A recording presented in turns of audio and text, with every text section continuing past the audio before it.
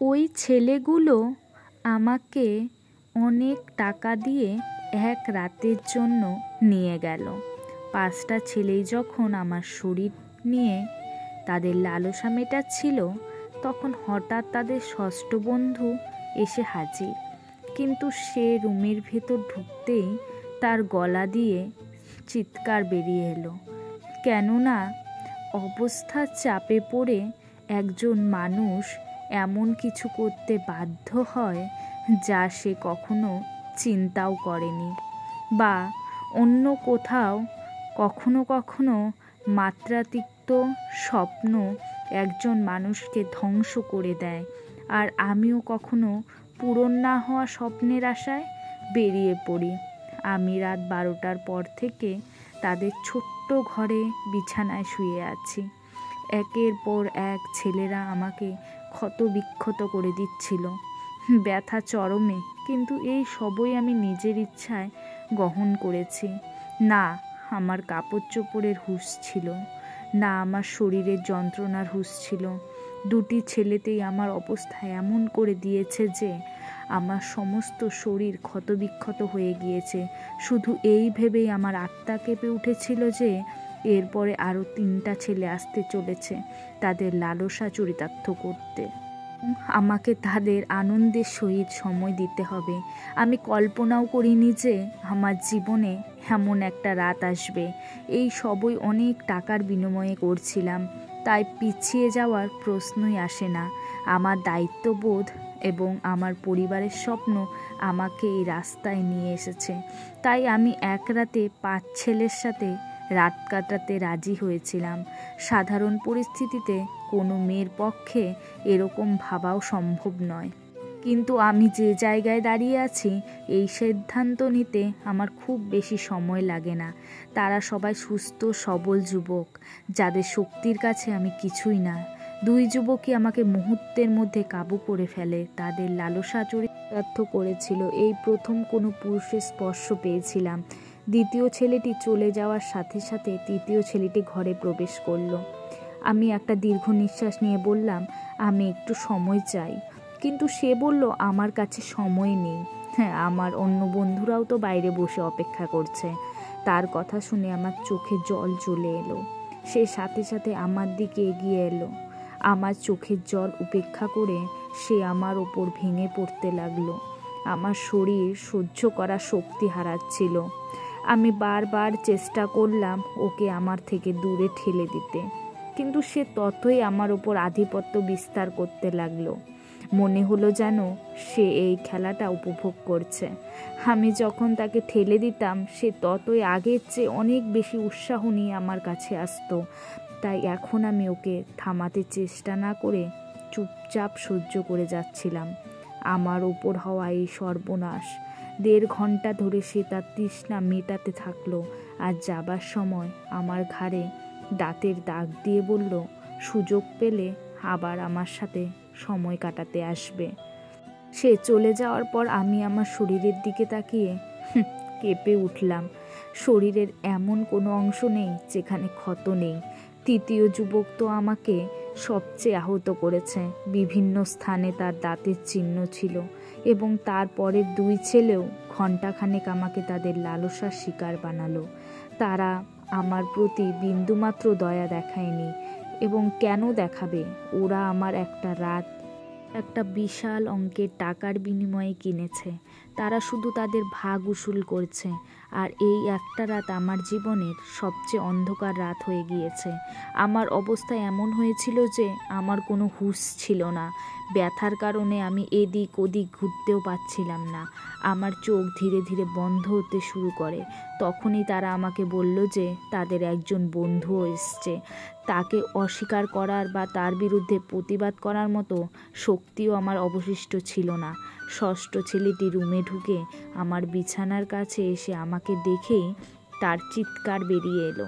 কী কারণে তারা চিৎকার বেরিয়ে এলো তা জানলে আপনারও গায়ে রোম দাঁড়িয়ে যাবে। আমার নাম মধুমিতা, আর আমার বয়স তখন মাত্র 22 বছর। আমি গ্র্যাজুয়েশন করেছিলাম, কিন্তু আজকাল স্নাতক কিছুই নয়। বিএড করার পরেও মানুষ ডিগ্রি হাতে নিয়ে রাস্তায় রাস্তায় ঘুরে বেড়ায়। এটার সঠিক ধারণা আমি তখন বুঝতে পারি যখন আমি চাকরি খুঁজতে বের হলাম। প্রতিটি কোম্পানির সামনে তরুণ তরুণীদের একটা বিশাল লাইন, নিজের সময় আসার অপেক্ষায়। এ মতাবস্থায় আমার মতো একটা মেয়ে কোথায় চাকরি পাবে, যার না আছে কোনো অভিজ্ঞতা, না আছে কোনো বড় ডিগ্রি। কিন্তু চাকরি পাওয়াটা আমার খুব প্রয়োজন হয়ে দাঁড়িয়েছিল, কারণ বাবার মৃত্যুতে আমার শিরদাঁড়া ভেঙে গিয়েছিল। বাড়িতে বাবাই একমাত্র উপার্জনকারী ছিলেন, আর আমরা 3 বোন অবিবাহিত ছিলাম। আমার বড় বোন শিক্ষিত না, তাই রোজগারের দায়িত্ব আমার কাঁধে এসে পড়ে। আমি যখন বাড়ি থেকে বের হলাম তখন আমি বুঝতে পারলাম বাইরের জগৎটা কত কঠিন। এখন বুঝতে পারলাম বাবা কত কষ্ট করে আমাদের মুখে খাবার তুলে দিতেন। বাবার প্রতি আমার সব সময় রাগ হতো যে তিনি আমাদের ইচ্ছা পূরণ করেন না। আমার রাগে মন খারাপ হয়ে যেত, তবু তিনি আমাকে খুব আদর করে বলতেন, মা চিন্তা করিস না, একদিন তোরও ভাগ্য ফিরবে। কিন্তু সেই দিন আর এলো না। একদিন বাবা ঘুমের মধ্যেই মারা গেলেন। তখন সকালে আমরা বুঝতে পারলাম যে বাবা আর আমাদের মধ্যে নেই। তখন আমরা বুঝতে পেরেছিলাম যে বাবা আমাদের জন্য কতটা ছিলেন। অন্তত তিনি আমাদের লোকের কুদৃষ্টি থেকে রক্ষা করতেন, আর খাবারের মতো মৌলিক জিনিস থেকে বঞ্চিত ছিলাম না।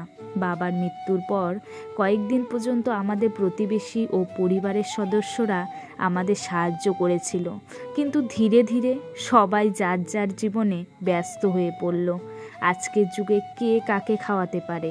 আমি চাকরির খোঁজে বাড়ি থেকে বেরোতে বাধ্য হয়েছিলাম, এবং আমি বুঝতে পেরেছিলাম যে বাইরের জগৎ নারীদের জন্য কতটা কঠিন। আমি কোনো কোম্পানিতে চাকরি পাইনি। প্রতিটি কোম্পানির বাইরে হাজার হাজার যুবক দাঁড়িয়ে। আমি স্কুলের দিকে গেলাম, যখন আমি ঘুরলাম সেখানের অবস্থা তো আরও খারাপ। অর্ধেক দিনের বেশি কাজ করার পরিবর্তে মাসে মাত্র 6,000 টাকা পাওয়া যেত। সংসার খরচেই সব টাকা লেগে যেত। এতেও স্কুলের মালিক আমাকে আমার অভিজ্ঞতার কথা জিজ্ঞেস করলে আমি চুপ হয়ে যেতাম। অনেক খোঁজাখুঁজি করেও কোনো কাজ পেলাম না। তাই আমার এক বন্ধুর ভাইয়ের মাধ্যমে আমি একটা পিৎজা হাউসে ওয়েটারের চাকরি পাই, যেখানে সারাক্ষণ পুরুষ মানুষের ভিড় লেগে থাকতো। সেখানে একটা কালো রঙের কোট আমার হাতে তুলে দেওয়া হলো, যার ওপরে পিৎজা হাউসের নাম লেখা ছিল। পরের দিন থেকেই আমাকে কাজের জন্য ডাকা হয়েছিল।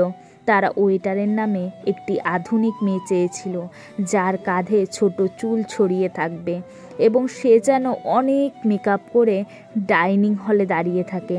আমি ইউনিফর্মটি আমার ব্যাগে রেখে বাড়ি ফিরে এলাম। আমি তখনও ঠিক করতে পারিনি যে আমি এই কাজটা করতে চাই কি না, কারণ এটা আমার জন্য খুবই কঠিন কাজ। বাবা থাকতে আমাকে কখনোই প্রয়োজন ছাড়া বাড়ি থেকে বের হতে হয়নি।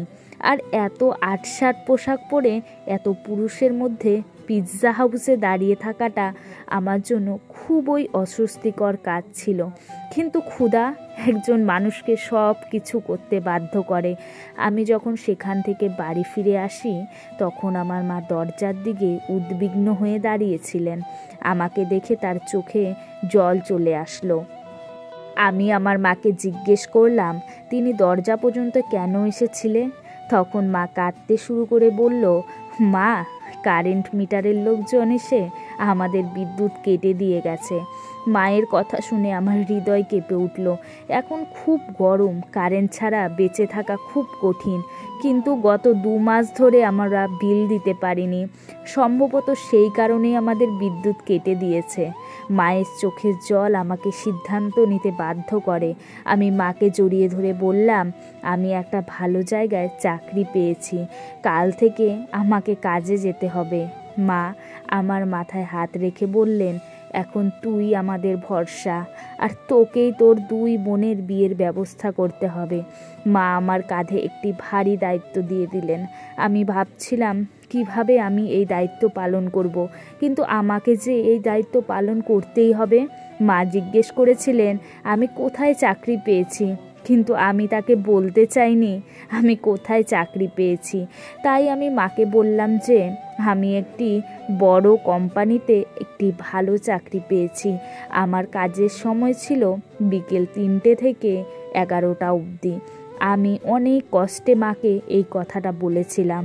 আমার চাকরির সময় জেনে তিনি অবাক হয়ে আমার দিকে তাকাতে লাগলেন যে এটা কোন কোম্পানি যেখানে বিকেল 3টায় তোকে কাজে ডাকে। মিথ্যে বলেছিলাম যে এটা একটা মাল্টিন্যাশনাল কোম্পানি, এখানে 24 ঘন্টা কাজ চলে। এই সময়ে আমাদের টাকার এত প্রয়োজন ছিল যে তিনি আমাকে প্রশ্ন করার পরিবর্তে আমার মা আমাকে প্রচুর আশীর্বাদ করলেন। পরের দিন দুপুর 2টায় পিৎজা হাউসের জন্য বেরিয়ে পড়লাম। আমি কি জানতাম এখান থেকেই আমার ভাগ্য আমাকে কোথায় নিয়ে যাবে। পিৎজা হাউসে আসার পর ইউনিফর্ম চেঞ্জ করছিলাম।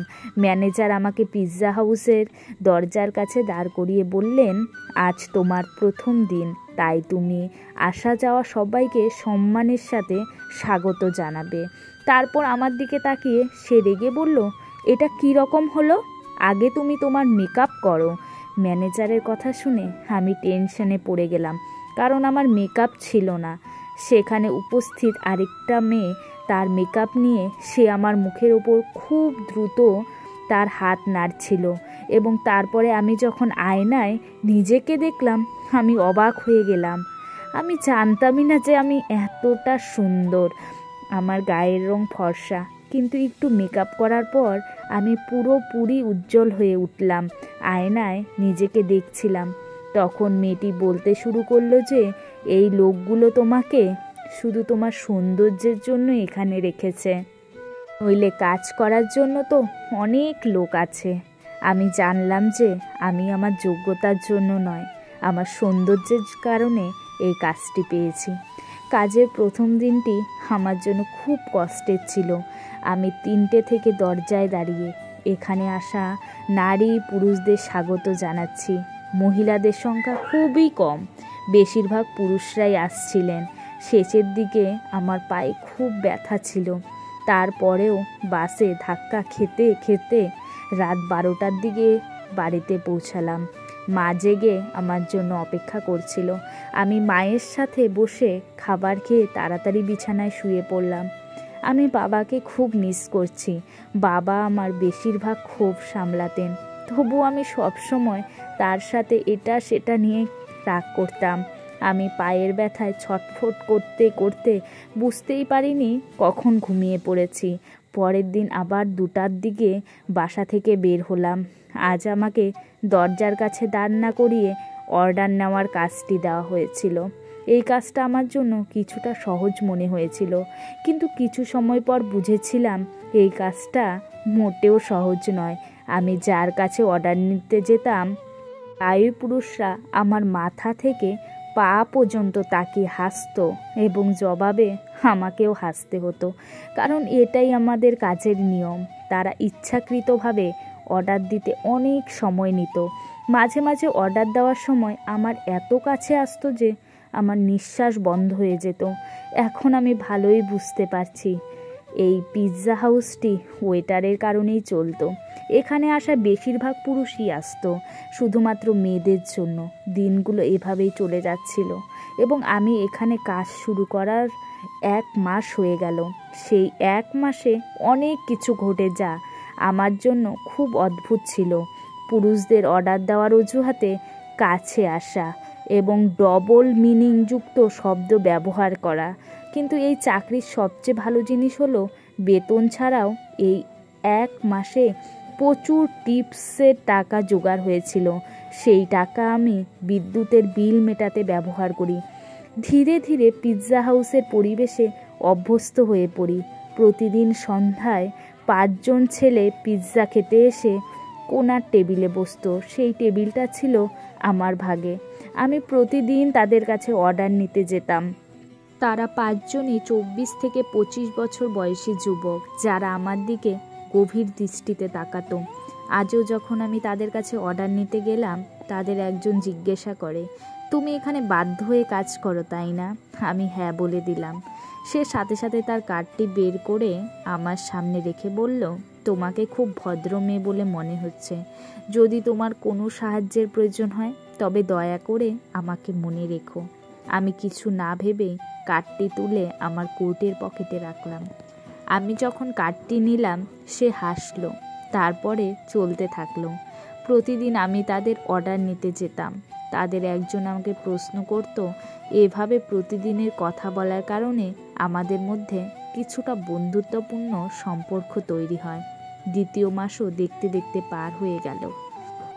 তারপর একদিন মা আমাকে বললেন যে তোর বড় দিদির খুব ভালো একটা সম্বন্ধ এসছে আর তারা তাড়াতাড়ি বিয়ে করাতে চায়।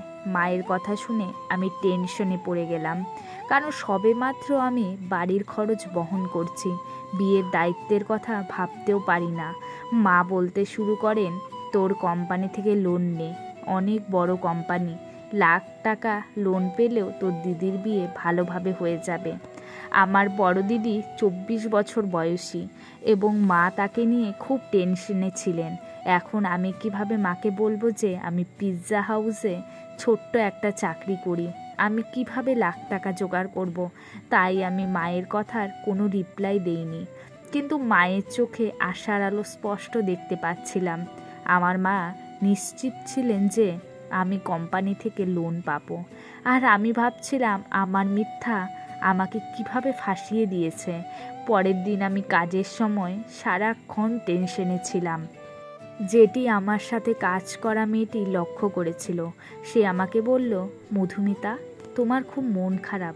বলেই দিলাম আমার দিদির বিয়ে আর আমার কাছে টাকা নেই। আমার কথা শুনে সে বলল, তাতে এত খরচ করার কি দরকার? কোনোভাবে বিয়ে দিয়ে ছেড়ে দাও না। ওর কথা শুনে আমি চিন্তায় পড়ে গেলাম। ও ঠিকই তো বলছে, এত বড় করে করার কি দরকার? বাড়িতে এসে মাকে পরামর্শ দিলাম দিদিকে সাধারণভাবে বিদায় দিতে, কিন্তু আমার কথা শুনে মা বলতে শুরু করেন যে আমাদের অবস্থার কথা সবাই জানে না।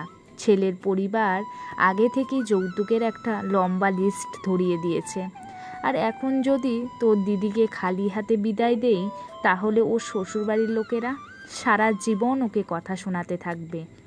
মায়ের কথা শুনে আমি রেগে গিয়ে বললাম, দিদির এমন জায়গায় বিয়ে দেওয়ার কি দরকার? আমার কথা শুনে তিনি রেগে গিয়ে বললেন, অনেক কষ্টে একটা ভালো সম্বন্ধ এসছে, তাতেও তুই দোষ খুঁজছিস?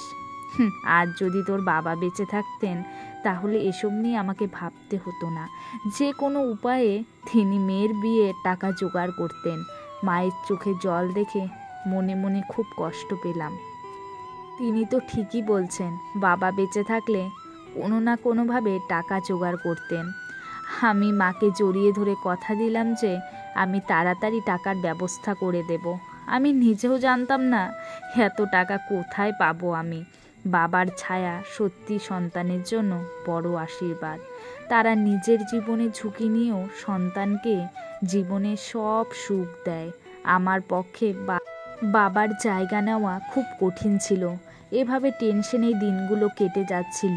পিৎজা হাউসের ম্যানেজারের সাথে টাকার কথা বলেছিলাম, কিন্তু আমার কথা শুনে তিনি এমনভাবে আমার দিকে তাকালেন যে আমি নিজেই মাটিতে ঢুকে যেতে চাইলাম। ওই ছেলেগুলো প্রতিদিন পিৎজা খেতে আসতো। আমি ওদের অর্ডার নিতে গেলে সেখানে গেলে ওদের একজন জিজ্ঞেস করলো, কি ব্যাপার, আজ তোমার মুখটা একদম বিষণ্ণ দেখাচ্ছে?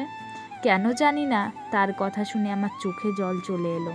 সে বারবার বলতে লাগলো আমার সমস্যা, তাকে জানাতে না চাইলেও আমি তাকে আমার সমস্যার কথা বললাম, কারণ আমিও একজনকে খুঁজছিলাম যার সাথে আমি আমার অনুভূতি, আমার কষ্ট শেয়ার করতে পারি। আমার কথা শুনে তার মুখে হাসি ফুটলো এবং বলল, তুমি এত ছোট একটা ব্যাপারের জন্য মন খারাপ করছো? আমরা তোমাকে আমাদের কার্ড কী জন্য দিয়েছিলাম? যাতে কোনো সমস্যা হলে তুমি আমাদের মনে রাখতে পারো। আমি অবাক চোখে তাকিয়ে রইলাম। আমি কল্পনাও করতে পারিনি যে ওই 5 অপরিচিত ছেলে আমাকে টাকা দিতে পারে, কিন্তু তারা 5 জনই সঙ্গে সঙ্গে আমাকে লাখ টাকা অফার করলো। আমি তাদের দিকে তাকিয়ে রইলাম। সে বলল যে 20,000 টাকা দেওয়া তাদের জন্য কোনো ব্যাপারই না, তবে আমাকেও তাদের জন্য কিছু কাজ করতে হবে। তাদের কথা শুনে আমি অনেক সময় ধরে চেষ্টা করেও বুঝতে পারলাম না। আমি ঘাবড়ে গেলাম এবং বললাম যে আমি একটা সম্ভ্রান্ত পরিবারের মেয়ে, আমি কোনো অন্যায় কাজ করতে পারবো না। তারা হেসে বলল যে আমরা শুধু প্রস্তাব দিয়েছি, অ্যাকসেপ্ট করা বা না করা তোমার ইচ্ছে, কিন্তু আজকের যুগে নিজের হলেও কেউ তোমাকে 1,00,000 টাকা দেবে না। কথা তো তাদেরও ঠিক, কিন্তু আমি আমার ইজ্জত হারিয়ে টাকা পেতে চাইনি, তাই আমি তাদের না করে দিলাম। যখন বাড়ি ফিরলাম তখনও মা ও দিদি আমার জন্য অপেক্ষা করে বসেছিলেন। মা জানান দিদির শ্বশুরবাড়ির লোকজন 1 মাস পর বিয়ের কথা বলছে এবং তারা তাদের ছোট ছেলের জন্য দিদির পাশাপাশি মেজদিকেও তাদের বাড়ির বউ করতে চায়। এতে অনেক খরচ, 2 বিয়ে হয়ে যাবে। মেজদিদির সম্বন্ধের কথা শুনে আমি খুশি হয়েছিলাম, কিন্তু 1 মাসের কথা শুনে আমার জীবন বেরিয়ে যাচ্ছিল। টাকার কোনো খবর নেই, আর মা আশায় বুক বেঁধে রয়েছেন। আমি এক ঝলক দিদির মুখের দিকে তাকালাম। অনেক দিন পরে সেখানে খুশির আভা দেখতে পেলাম। আমি আমার দিদির শ্বশুরবাড়ির লোকেদের সাথেও দেখা করেছি। সত্যি তারা খুব ভালো মানুষ, কিন্তু আজকের যুগে যৌতুক ছাড়া কি মেয়ে বিদায় করে? তারাও এই সমাজের বাস করে। আমি চিরকাল আমার বোনদের সুখ দেখতে চেয়েছিলাম। আমি মাকে বললাম, তুমি বিয়ের বন্দোবস্ত করো, টাকার ব্যবস্থা হয়ে যাবে। আমার কথা শুনে ঘরে খুশির জোয়ার বইল, কিন্তু তারা জানতো না তাদের এই খুশি আমার ইজ্জতের বিনিময়ে মিলছে। পরের দিন আমি সেই 5 ছেলের কথায় রাজি হয়ে যাই। তারা হেসে বলল, আমরা জানতাম তুমি রাজি হবে। তারা 5 জনই প্রস্তাব দিল তারা আমাকে 1 রাতের জন্য তাদের সাথে নিয়ে যাবে। আমি আমার মাকে বললাম যে বছর শেষ হওয়ার কারণে কোম্পানিতে অনেক কাজ আছে, তাই আমাকে কোম্পানিতে 1 রাত থাকতে হবে, আর কোম্পানি আমার লোন পাস করেছে, তাই আমাকে তাদের কথা মানতে হয়েছে। লোন পাস হওয়ার কথা শুনে মা এত খুশি হয়েছিলেন যে তিনি আমাকে রাত থাকার অনুমতিও দিয়ে দেন। আর আমি পিৎজা হাউস থেকে ছুটির পর ওই 5 ছেলের সাথে চলে গেলাম। তারা তাদের নিষ্ঠুরতার দ্বারা আমাকে ক্ষতবিক্ষত করছিল। যখন 6ষ্ঠ ছেলেটি ভিতরে আসে, আমাকে দেখে তার চিৎকার বেরিয়ে গেল, কারণ পুরো বিছানা রক্তে ভিজে গেছিল এবং সম্ভবত আমি জীবনের শেষ নিঃশ্বাস নিচ্ছিলাম। সে সাথে সাথে আমাকে কোলে করে গাড়িতে তুলে একটা ছোট হাসপাতালে নিয়ে আসে। সেখানে ডাক্তার সম্ভবত তার পরিচিত কেউ ছিল। কয়েক ঘন্টা আইসিইউতে থাকার পর আমার অবস্থা কিছুটা ভালো হলো, কিন্তু আমার ক্ষতবিক্ষত শরীর আমার সর্বনাশে সাক্ষ্য দিচ্ছিল। সেই ছেলেটিও সেই 5 জনের বন্ধু ছিল, কিন্তু তার মধ্যে কিছুটা মানবতা ছিল এবং আমার প্রতি তার করুণা হয়েছিল, নইলে হয়তো আমি ওই বিছানাতেই মারা যেতাম। আমি আমার মাকে ফোন করে বলেছিলাম আমাকে কোম্পানি থেকে ছাড়েনি। ছেলেটি নিজেই হাসপাতালের যাবতীয় খরচ বহন করেছিল এবং তার বন্ধুদের কাছ থেকে 1 লক্ষ টাকা নিয়ে আমাকে দিয়েছিল। ওই 5 জন খুব বড়লোক বিজনেসম্যান বাবার ছেলে ছিল, যারা চাইলে আমার ইজ্জত নষ্ট না করেও সাহায্য করতে পারত। আমি সুস্থ হওয়ার পর আমাকে হাসপাতাল থেকে ছেড়ে দেওয়া হয় এবং টাকাও আমার হাতে আসে, কিন্তু এখন কিছুই আগের মতো ছিল না। ছেলেটি আমাকে তার কারখানায় চাকরির প্রস্তাব দিয়েছিল এবং আমাকে আশ্বাস দিয়েছিল যে আমি সেখানে সম্মানের সাথে কাজ করতে পারবো। আজ আমার 2 বোনের বিয়ে হয়ে গেছে এবং আমি ওই ছেলেটির কারখানায় কাজ করছি। একটা কথা আমি ভালোভাবে বুঝতে পেরেছি যে বর্তমান সময়ে বিনা স্বার্থে সাহায্যকারীর সংখ্যা হাতে গোনা। কাজ করা মেয়েদের প্রতি সর্বদা সম্মানের চোখে তাকান, কারণ তারা খুব অসহায় হয়ে ঘর থেকে বের হয়। এমনকি তারা 8-7 পোশাক পরে পিৎজা হাউসের দরজায় দাঁড়িয়ে থাকতেও দ্বিধাবোধ করে না। বন্ধুরা, গল্পটি আপনাদের কেমন লাগলো তা কমেন্টের মাধ্যমে জানাবেন। গল্পটিকে একটা লাইক দেবেন আর চ্যানেলটাকে সাবস্ক্রাইব করে দেবেন। ধন্যবাদ।